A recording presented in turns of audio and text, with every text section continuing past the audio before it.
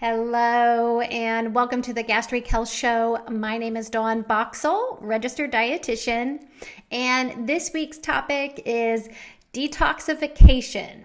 Should you support your liver and kidneys? And I always struggle to talk about detoxification because in conventional healthcare, it is so looked down upon and looked through the lens as quack science.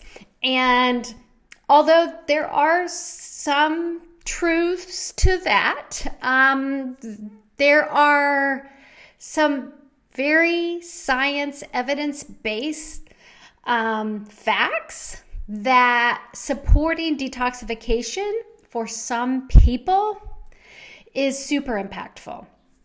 So again, I try to present you with evidence-based solutions that you can kind of gauge your health and help navigate through the complexities of your seasons of life, because as you know, we all realize, our bodies don't maintain in, our 20s the same as you are when you're in your 50s and beyond. So again, as you're navigating through these seasons of life, understanding just, the things you can do to support yourself better is super important for me to deliver to you.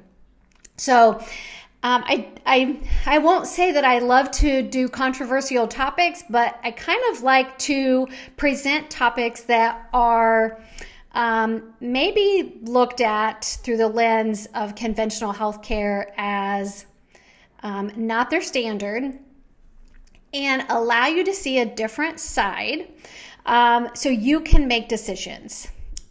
Again, I would say a lot of this really changed for me personally when I did a lot of functional medicine training.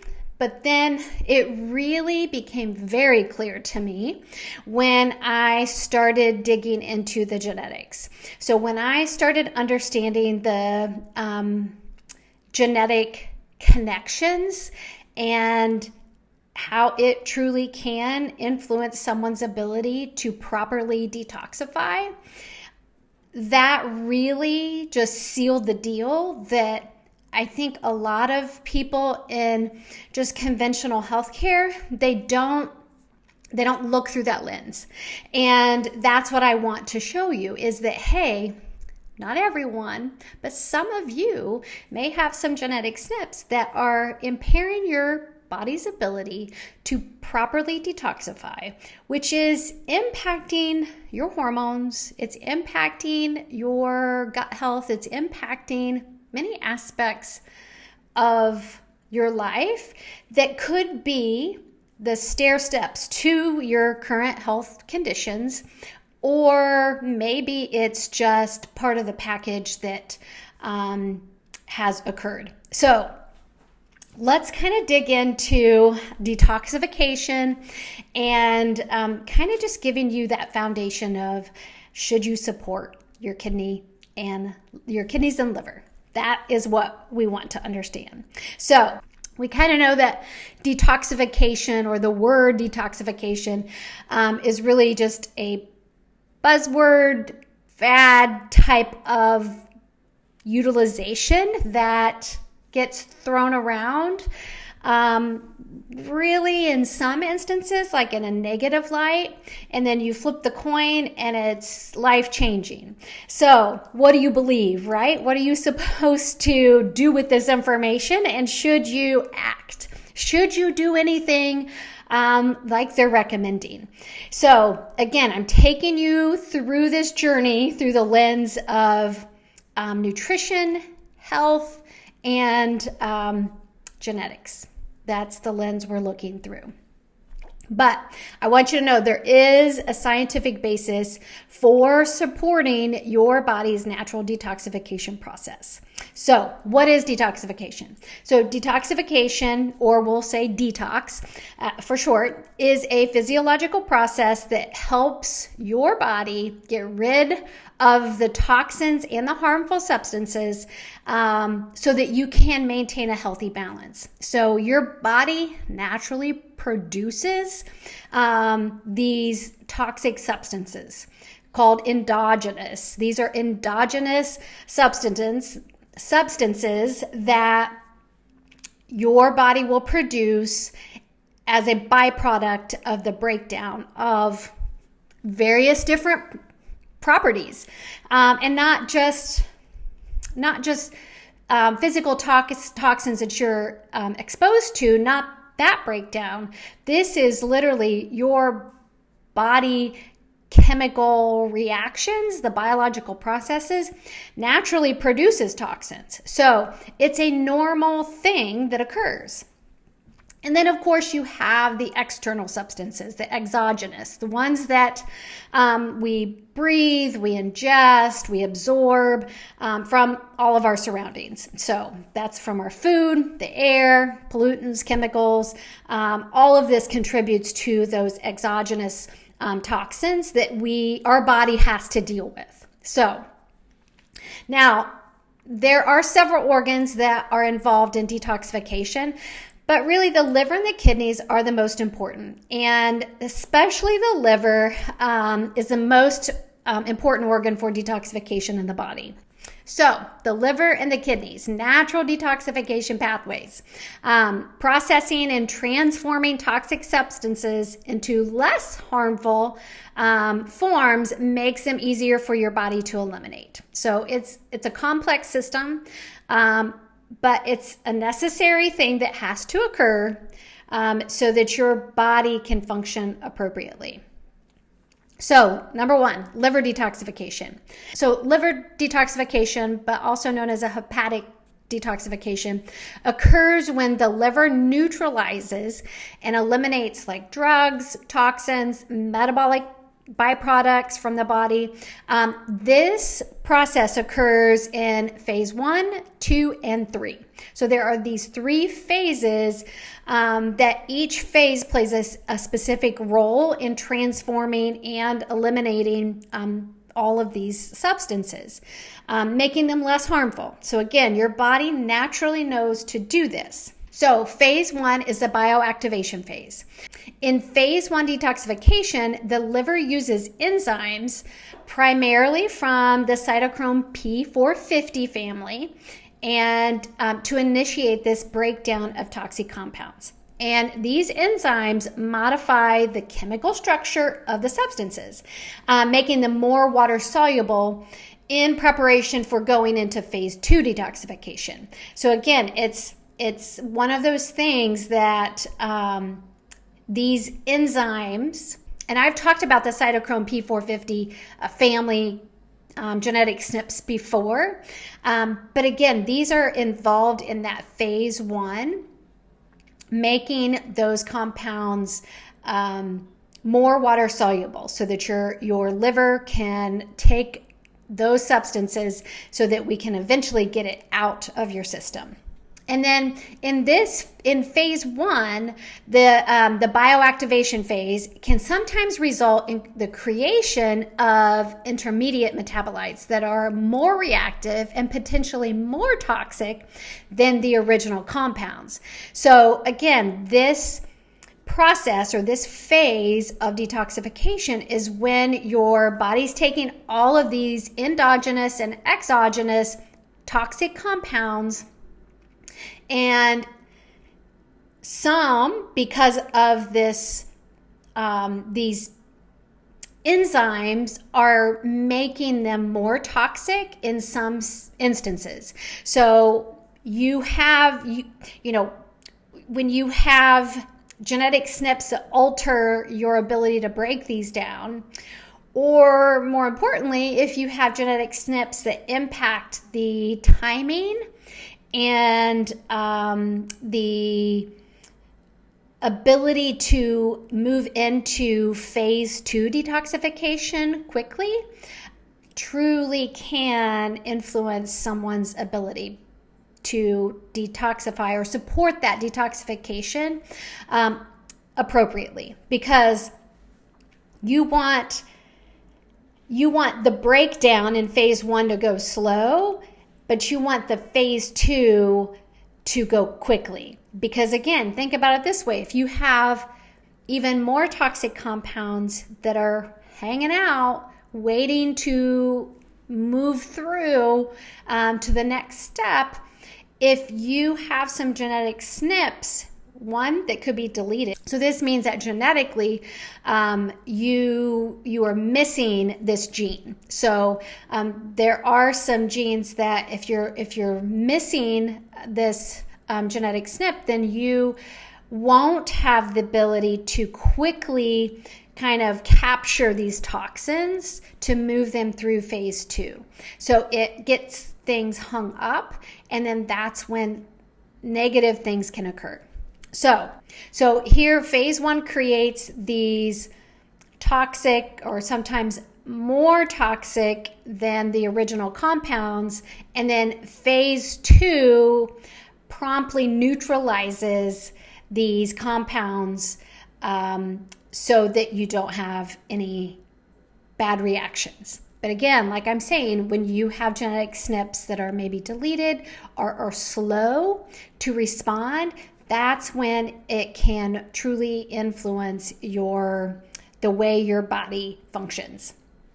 So phase 2 is conjugation. So phase 2 detoxification is the liver further processing these metabolites created by the phase 1 detoxification by attaching them to other molecules, making them highly water soluble and less toxic.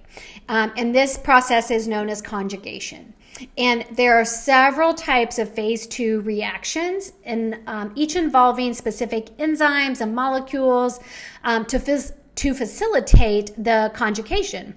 And some of these common conjugation reactions include glucuronidation, sulfation, methylation, and glutathione conjugation. And as a result, these reactions, the molecules become water soluble, making them more easily excreted and less likely to be harmful to your cells and tissues.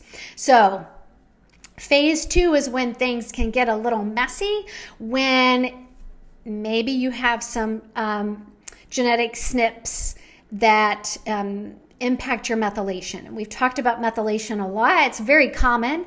More than 40 or 50% of the population have the MTHFR genetic mutation. And that's a big deal if you can't move those through that detox pathway quickly enough to make them less harmful. And then we talk about phase 3 as kind of the transport. So phase 3 detoxification, conjugated and water-soluble metabolites are produced in phase 2 out of the liver cells and into bile or blood circulation for eventual elimination from the body. So again, you're moving into the excretion phase where it's transporting them to be excreted through these different properties, through the bile or the blood or poop. You're getting this out in some way. And transporters in the liver cell membranes facilitate this movement. And these transporters help move the detoxified molecules from inside the liver cells to the bile ducts, where they can eventually be excreted through the feces. And some detoxified molecules can also enter the bloodstream and be filtered by the kidneys for excretion through the urine. So again, you have to think about all of our outlets of toxin removal. And you think of pee, poop, sweat, and your breath. Those 4 ways or 4 exits of all of the detoxified substances are going out through. So that's, think of it in a nutshell. So phase one, we're breaking all of these things down into compounds so that phase two can neutralize them, turn them into a water-soluble product that can then be transported through our feces, our urine, our sweat, our breath, out of our body. Okay? So that's kind of in a nutshell what our liver is doing. So now let's talk about number two, the kidneys' role in detoxification. And your kidneys function as a filtration system for the body, removing waste products and excess substances from the blood. By eliminating metabolic waste products such as urea and creatinine, they help maintain electrolyte balance, regulate your blood pressure, and maintain your electrolyte balance.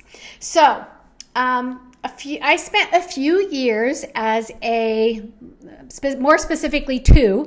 I spent 2 years as a renal dietitian at a dialysis center. And this was early, because I think I had been at the bariatric center for 3 years already. Then we moved. I became a renal dietitian, but I continued doing bariatric support groups in the area that we moved to, because it was still within our state.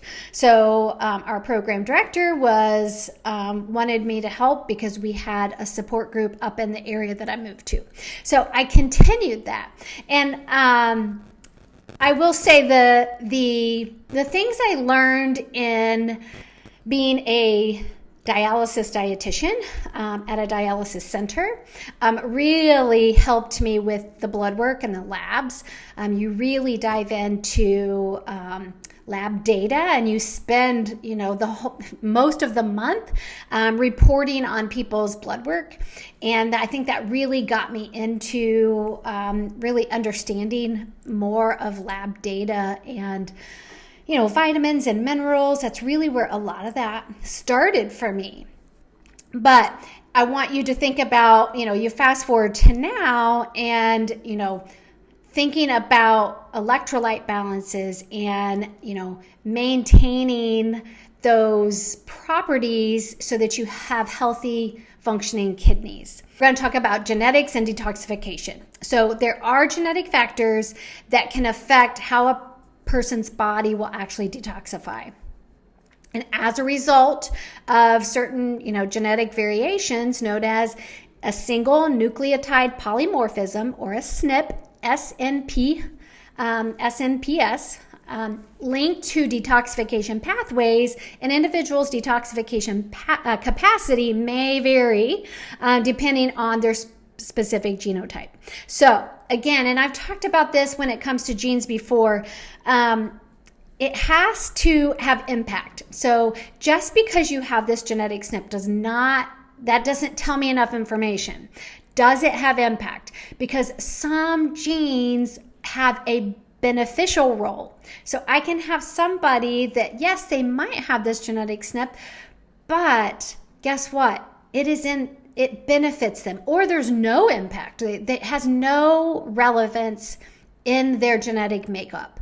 So again, I think you need more information, and that's why I would say I really like the 3x4 genetic test, because it really puts it into those pathways that help me look at the combinations to see, okay, if I don't address this for this person, then in the future, we are going to have some issues with, buildup of estrogens, or maybe we're going to have kidney issues, or we're going to have blood sugar and insulin balance problems because of these genetic factors if we don't support you at a diet and lifestyle level. Now, I have talked about genetic detoxification before in a small stance in the post titled The Lock and Key to Weight Loss Resistance. And I did talk about that after weight loss surgery and some other factors, including detoxification. So let's get into some of the genetic SNPs and their implications. So several studies have shown that key detoxification genes possess common SNPs that may affect their function. And genes that have notable implications include the COMT, or the catechol-methyltransferase, COMT, C-O-M-T, N-acetyltransferase 2, or NAT2, cytochrome P450, or CYP, and the GSTs, or the glutathione S transferases. And then the fifth one is MTHFR, or methyl tetrahydrofolate reductase, and the NRF2, or the nuclear factor erythroid 2 relevated factor 2. Woo! A lot. That's a mouthful. So these are all the genetic SNPs can impact your detoxification. So, and I've talked about COMT a lot. So we'll kind of go back to number one, COMT, catechol-methyltransferase. And the catecholamines, which are neurotransmitters known as dopamine, norepinephrine, epinephrine, are all broken down by this gene. And COMT mutations have been linked to differences in how certain neurotransmitters are metabolized, which could impact conditions such as bipolar disorder, anxiety, and other mental health conditions. So again, it kind of sets a pace or a timing issue. And if this COMT is slow in processing, then you could get a buildup of dopamine. And high amounts of dopamine is bad, because that's when you have those mental health disorders like bipolar, even schizophrenia, and some other mental health problems that make this not well managed. And so without proper approaches in knowing how to help support this COMT so that it continues to function and not get hung up and slowed down, understanding that is one piece of it. And I think if a lot of people think, oh, neurotransmitters, we want more of those. And in reality, you want a neutral. You don't want too little and you don't want too much. You need kind of in the middle. You need it to be neutral. I don't know if balanced is really the right word to use, but you need it neutral so that it's not excessive and it's not depleted. So again, it impacts your mood. It can impact even hormone regulation. It has a variety of properties. The NAT2 is an enzyme that helps detoxify certain drugs and environmental pollutants. And the two main variants of the NAT2 gene, rapid and slow acetylators. And those who are rapid acetylators are better able to detoxify these substances than those who are slow. So the NAT2 metabolizes the drugs, including anticonvulsants, cancer drugs, pain relievers, in order to remove the harmful substances from the body more easily. It lessens the harmful effects. So again, if you have a genetic SNP in this and it's not neutralizing and making them less harmful at an appropriate pace and or appropriately in general, you don't have a good flow with this, then again, you'll likely have issues with managing these drugs because it's going to impact you negatively. The next, or the number 3, is CYP, or the cytochrome P450. And this group of genes encodes enzymes that are involved in the phase 1 detoxification, like we said, in the liver. And it can affect functions of these enzymes in people who are genetically predisposed to carry them. As a result, certain substances may have a reduced or increased metabolic activity. And CYP enzymes oxidize harmful substances, making them less toxic and easier to excrete. So these enzymes are involved in metabolizing a wide variety of drugs, pollutants, and carcinogens. And variations in CYP genes can alter the activity of the CYP enzymes, which can affect drug response and disease risk. So again, if you think about that, if it's involved in really kind of neutralizing these really harmful toxins, and it's not working efficiently, then you can see how disease risk goes up. Number 4 is the glutathione S transferases, or the GSTs. It has been found that the GSTs play an important role in phase 2 detoxification, in which toxins are conjugated with glutathione for excretion. So glutathione is kind of your master antioxidant. And if you don't produce this, which there's some GSTM1 deletions that can occur where your body doesn't manufacture this antioxidant, and it can really set you up for a lot of disease risks and problems with your health. So there are several different GST genes, and some people carry genetic deletions. So the GSTM1 is where you could have one or both copies of these genes, or a complete deletion. Any of these can occur, and again, it would have to be in a position where it is impactful. But GSTs metabolize various harmful substances, including drugs, pollutants, carcinogens, and can affect the activities. So having a genetic variation or a genetic SNP that has an impact allele that can affect the activity of this genetic variation can affect the body's ability to detoxify these substances.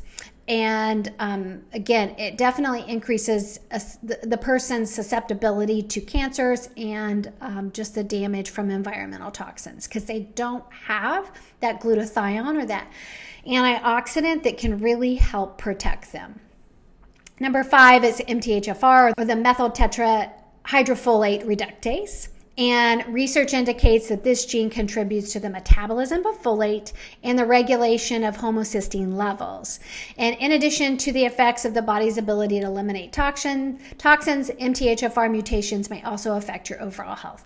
There's a whole lot of information out there on MTHFR, and I think as this has continued to evolve, less priority has been just on this. So there are some books written, of this being kind of like the master methylation issue. And what they found is it's not always just that simple. So there's more to the story. You can't just look at MTHFR. You have to look at other genes as well to really understand what's happening with methylation.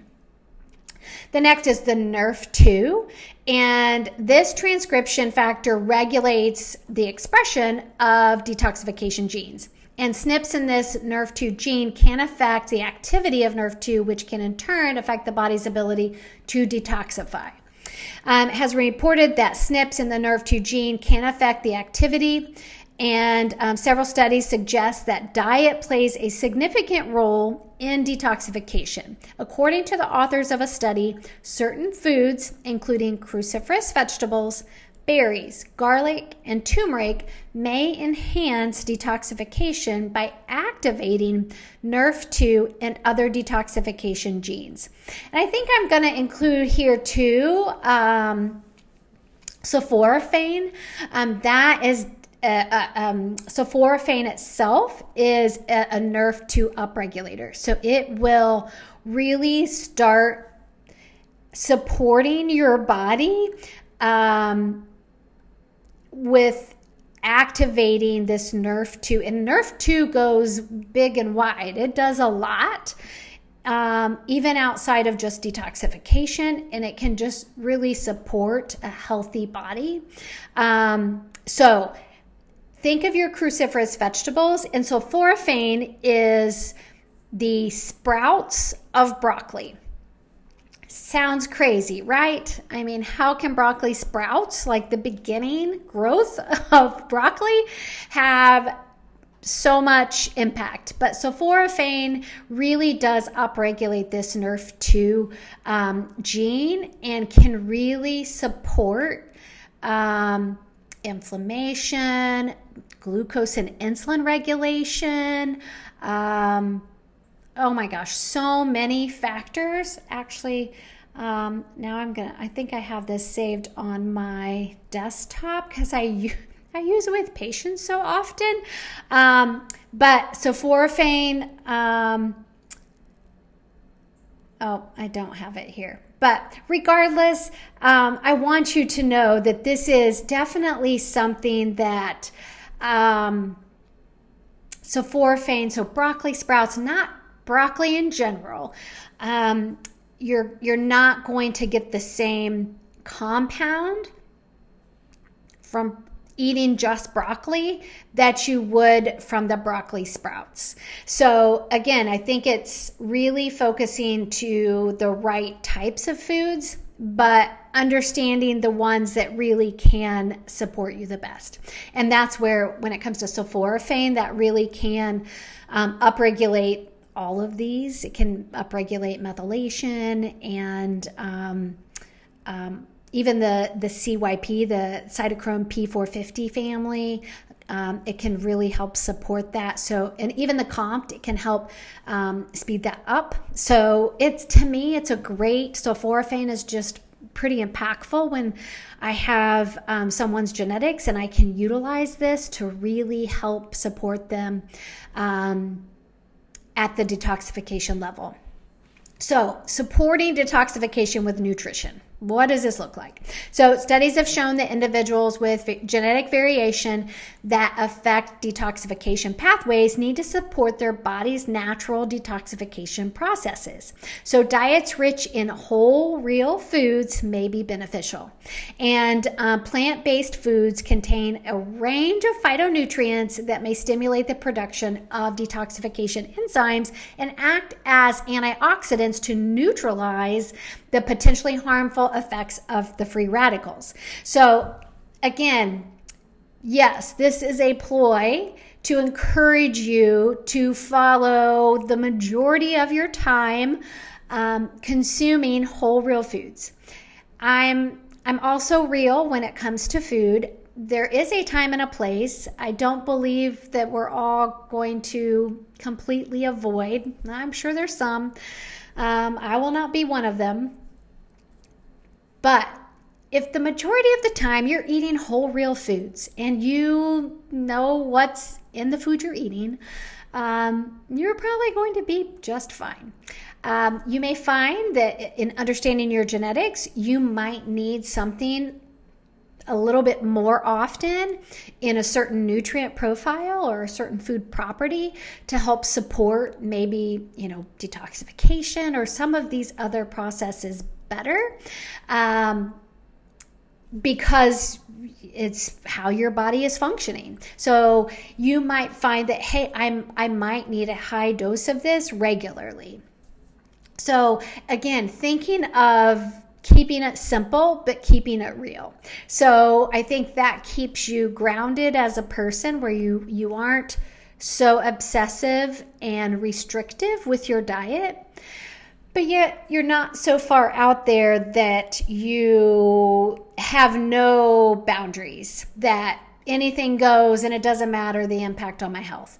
I don't believe in that either. So I think, again, that's why I do love genetics, because I think it does really help you remove the restriction when unnecessary and really help you make decisions, informed decisions. Okay, I might have, maybe both my parents have diabetes.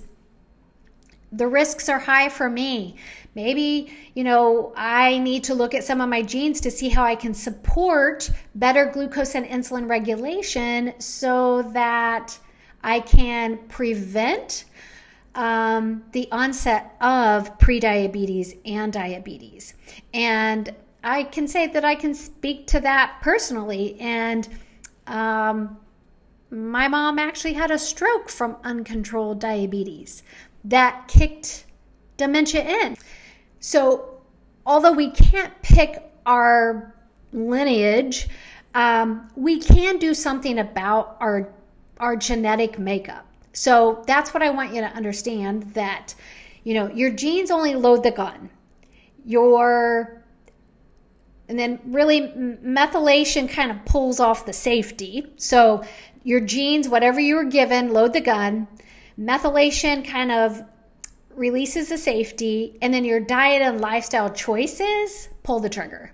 So depending, again, never perfection, but what you do the majority of the time is signaling what will occur in your body. Because again, we're a bunch of chemical reactions occurring every second of the day, and biological processes that happen rapidly. So my encouragement of consuming, fresh fruits and vegetables, whole grains, nuts, seeds, spices, herbs, really has a foundation of where it's coming from. This isn't, I would say most dietitians, our biggest battle is getting people to eat fruits and vegetables. But the reasoning behind this, the foundation of why I really do want you to consume fruits and vegetables and spices and whole grains and herbs and all of those, is because of these phytonutrients, antioxidants, and different properties that trigger, that start the process of some of these processes that support you in detoxification, support you in methylation, glucuronidation, sulfation, all of those things that you're like, what do those even mean? Is more than likely what you're thinking, but these things are occurring in our body, and supporting them with whole real food, with your vegetables, fruits, spices, herbs, pulses, those types of things are so important, because they influence the level and the acuity and the timing of all of that. And if you're lacking, that's when your body can get hung up and not work appropriately. So number one, stimulating detoxification enzymes.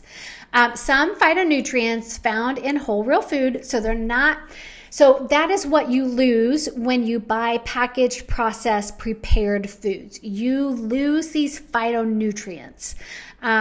So that processing is what we're missing when we rely on big food to feed us, if that makes sense. But these phytonutrients can stimulate the liver to produce these detoxification enzymes. So, and I've talked about in that the lock and key to weight loss that I talked about earlier, the blog post that I have already talked about, the lock and key to weight loss resistance, I think. Yeah, to weight loss resistance. That one is, I go into that conversation about the liver detoxification. I go into and I explain all the different vitamins and minerals and food properties that are necessary for each chemical reaction to occur. So for methylation, sulfation, glucuronidation, it needs, and even phase 2 and phase 1 and phase 3 detoxification, all of those need different vitamins and minerals, not a medication, not any other thing that is supposed to replace it. We fuel off of vitamins, minerals, phytonutrients, antioxidants, polyphenols, proteins, carbs, fat, fiber. Our body is like this machine that continues as long as we fuel it appropriately. So I think we lose sight of the importance of just eating whole real food and think, I don't have time for that, when when really you could make these so quickly that you could do it faster than driving to a restaurant and ordering even through a drive-through. I can cook eggs faster than my husband driving to Starbucks and buying egg bites. I can cook them faster. So again, it's a mindset. It's I guess accepting some responsibility for how your health outcomes are. So again, I want you to experiment and start. If you've never grown up eating vegetables and fruit, and you were always fed McDonald's and fast food and packaged processed stuff, you've never even tasted some of these things, have an open mind, have an experimental attitude, because again, no one can do this for you. There's no pill, there's no shot, there's no IV, there's nothing that can do as good as whole real food when it really comes down to it on a daily basis. So yeah, and when you go in the hospital, there's things we can do, IVs of vitamin A. There's things we can do to support you if things are really, really bad. But this isn't something that you could do every day. So what can we do? Let's step back and say, what can I do to help support my body long term? And the compounds, if we kind of dig into this, the compounds in the cruciferous, again, we've talked about this. Cauliflower, broccoli, kale have been shown to stimulate the production of these detoxification enzymes. And even citrus fruits, the flavonoids can boost liver enzymes and improve detoxification, and as well as the flavonoids in berries. So again, it's not magic. It's a nice, subtle, smooth transition that you help support. And when you're missing these things, there's nothing there to replace it. That's what I'm saying. There's no pill, there's no shot, there's no infusion, there's no procedure that can replace it. So whole real food is your best option to consume the majority of the time to get the outcomes that you want with your health. I guess that's the best way to say it. Okay, so the impact of whole real food on detoxification. Stimulating detoxification enzymes, number one. So it can stimulate these enzymes to do their job. And then two, antioxidant activity. So it can provide antioxidant protection. So free radicals are occurring. Free radicals are think of them as kind of a negative, a bad thing, that your body is producing free radicals, and antioxidants kind of capture them to not do damage. So free radicals can do damage to tissues, cells, and everything like that. And antioxidants protect you from that damage. So free radicals, think of them, are unstable molecules that cause oxidative stress, which is a human equivalent of rusting, which we've talked about before, and it damages cells. And it can cause inflammation, aging, and chronic diseases, even as far as cancer. So an antioxidant neutralizes these free radicals, reducing their harmful impact on the body. Some powerful antioxidants in whole real food include vitamin C and E, polyphenols, beta-carotene, and fruits, vegetable teas, and chocolates. I'm going to preface this with saying, don't run out and start taking a bunch of vitamin E and C and pills. Don't go buy supplements to do this, because what they have found is the pill form isolating these nutrients does not have the same protection and the same impact as getting it from food. Because again, you're not getting in a vitamin C pill, you are not getting these extra phytochemicals that come with a vitamin C rich food. And again, another thing I've learned when it comes to vitamin and mineral levels and supplementation, less is more. because the more that you take individual pills for things, the more you disrupt the balance. And your body needs balance. It needs to keep all of these vitamins and minerals in a balanced state to work correctly. And the more we do high doses of something, it messes the balance with another one, because there's always two that go together, like vitamin A and D, copper and selenium, iron and vitamin C. There's always another vitamin or mineral that pairs with that and has to remain in balance. So again, less is more when it comes to supplements, and the food, it provides the blend of everything. So not only do you get, if you have a strawberry, you're getting vitamin C, but you're also getting a little, beta carotene. You're also getting some fiber. You're also getting, the compounds from carbohydrates, and just a good mix of everything. Some potassium, all of that stuff is coming from that one food. It's not isolated. So nature does not work in isolation. It works in combination with a group of vitamins and minerals and phytonutrients and antioxidants and polyphenols, all working together to do their job. So that's why pills don't solve the problem. Number 3, supporting cellular health. So antioxidants, the activity of phytonutrients help maintain the health of the cells and the tissues. And whole real foods support health and the function of the cellular system by reducing oxidative stress and promoting the removal of damaged cellular components through autophagy. So that will be another topic, and that will go through autophagy, that will explain that more in detail. But this cellular process is super impactful to your overall health. But if you think of whole real food, it can help support you at a cellular level. Number 4 is fiber for gut health. Typically, whole food can provide you with the fiber. So it's not, when you have a processed ingredient, it's not removing the fiber. So that's why we want whole grains, multigrains, where they haven't stripped the fiber out and just added a synthetic fiber instead.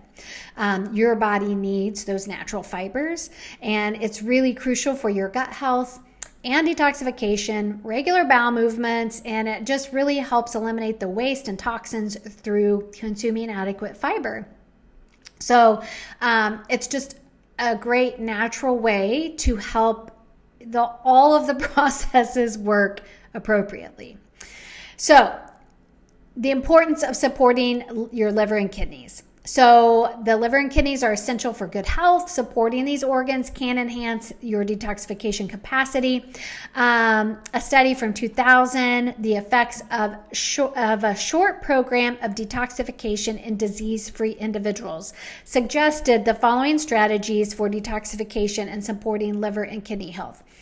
They used a hypoallergenic diet, one that excluded all the main allergens like wheat, gluten, dairy, soy, eggs, most of the top 8. And they say that some people may be allergic to these foods, which can lead to inflammation and the production of toxins. And by avoiding these foods, people who are allergic to them can reduce their exposure to toxins and improve their overall health. Additionally, increase water intake. So this one is definitely not rocket science. Hydration, hydration, hydration. Staying on top of your fluid intake. And water. Actually drinking water. Water helps dissolve toxins and carry them out of the body through urination and sweating. So drinking enough water throughout the day is important, especially if you are exercising and sweating a lot too. There are also herbal supplements. Milk thistle, dandelion root are definitely known for their liver support.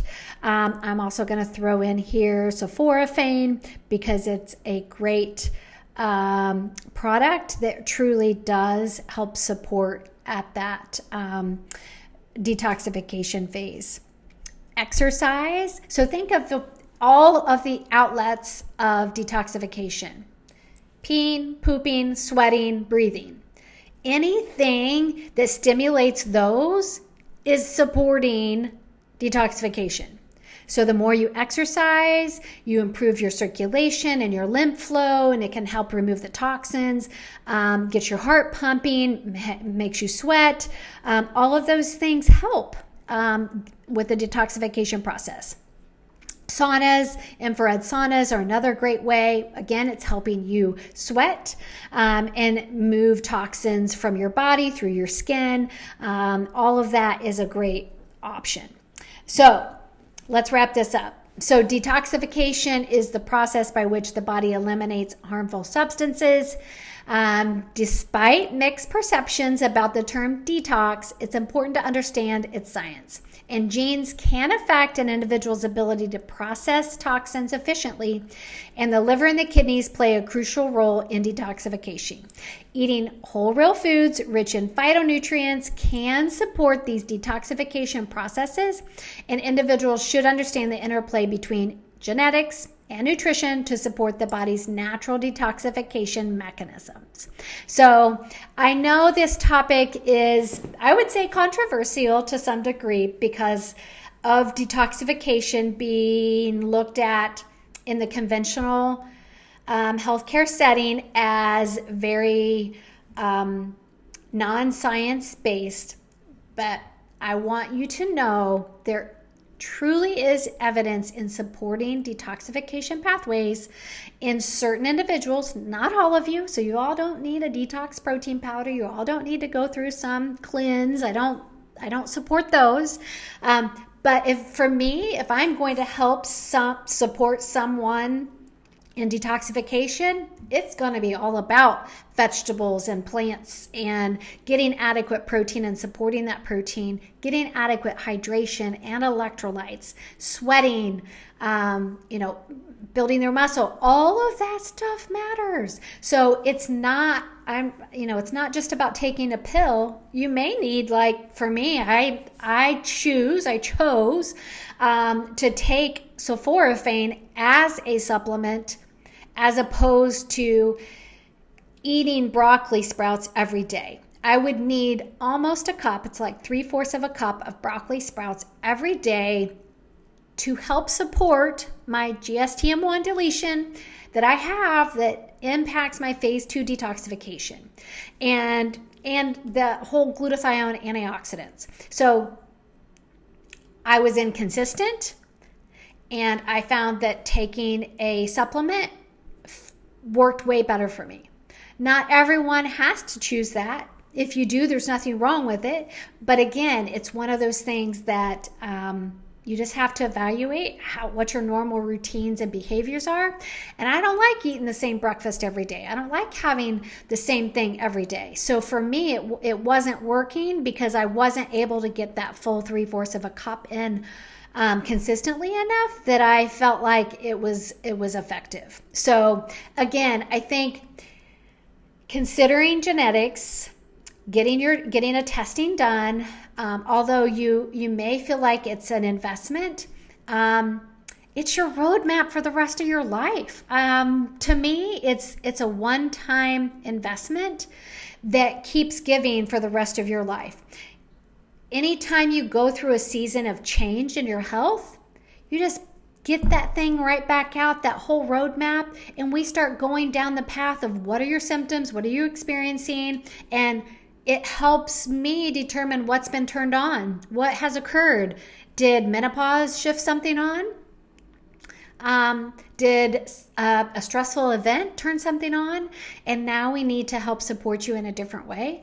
To me, that is a small investment for a long-term gain. You get that benefit for life by having that genetic roadmap that really is never going to change. You only need it once. You need one genetic test for the rest of your life, and it's going to help guide you and make informed decisions as to what may benefit you the most. So that genetic test can truly help really lay a foundation and ground you in making decisions. So again, it's one of those things that I think you've got to work with a practitioner. You need to, consider a genetic test so you have that roadmap to truly make informed decisions. So I hope this week's topic has,